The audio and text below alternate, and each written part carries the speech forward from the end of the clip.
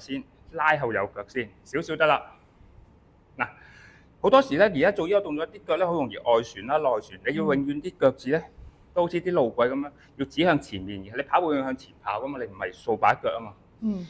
好，我哋都係咧，先落去咧，我哋將後膝頭放鬆先，少少前傾，推翻直，落去。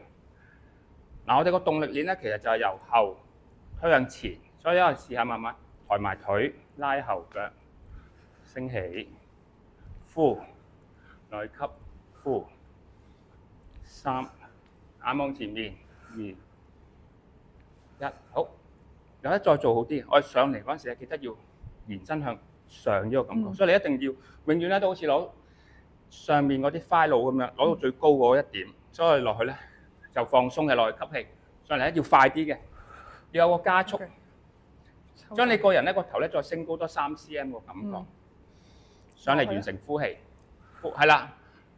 即係一下上嚟嘅時候，你成個人係啦，因為如果你呢個太慢咧，你就唔會有離開地下一個重心嘅咁。你要上嚟要有個 A 嘅，有個加速嘅，F 等於 ma 啊嘛，係啦。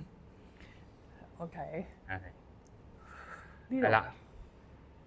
OK。嗱，同埋呢個又學曉咗，你知道原來永遠跑步嘅時候咧，千祈唔好攬向前面，如果唔係你好難拎起隻。如果你落喺後邊咧，你個力咧就會大好多嘅。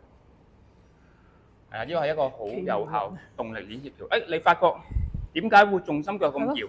因為咧就係你好少練呢啲肌肉，你拎起咧搖嚟搖，因為個核心唔穩定。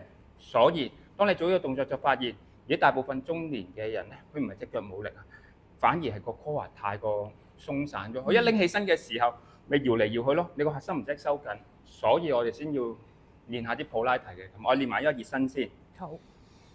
嗱，呢啲亦都可以當係一個熱身動作，唔使踏到大又向前，唔使太大步嘅。我哋只要咧將個盤骨推向後，